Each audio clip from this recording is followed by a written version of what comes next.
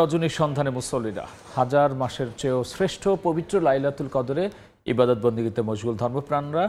বিস্তারিত জানাতে এই মুহূর্তে জাতীয় মসজিদ বাইতুল মোকাররমে আছেন সহকর্মী তোহা খান তামিম। সরাসরি যাচ্ছি তার কাছে। কিছুক্ষণ আগেই এখানে জাতীয় মসজিদ বাইতুল মোকাররমে এশার নামাজ শুরু হয়েছে এবং এখন এশার নামাজ চলছে।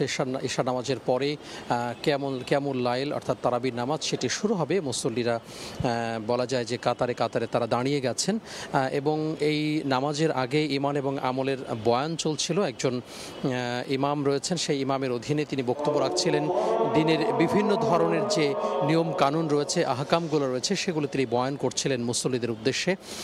এবং আমরা দেখতে পাচ্ছি যে এখন এশার নামাজ চলছে এবং এই এশার নামাজের পরেই যেই তারাবি নামাজ সেটি আদায় করবেন এবং সারা রাত ধরে এই পবিত্র শবে কদরের রাতে যেই ধরনের ইবাদতগুলি রয়েছে সেই ইবাদতগুলো তারা পালন করবেন।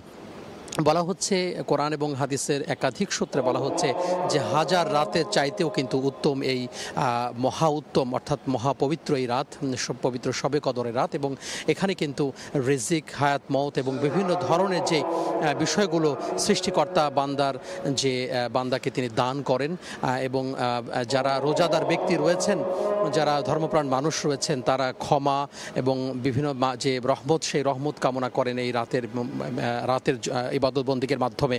এবং আমরা দেখে থাকি যে শুধুমাত্র মসজিদগুলো তো নয়, বিভিন্ন বাসা বাড়িতেও নিজ নিজ উদ্যোগে পরিবার পরিজনের সাথে নিজের যে পরিবারের যে সদস্য রয়েছেন, পরিবারের সদস্যদের সাথে যে ইবাদত বন্দেগী, সেই ইবাদত বন্দেগীতে তো মশগুল ইতিমধ্যে হয়েছেন এবং থাকবেন ধর্মপ্রাণ মানুষ।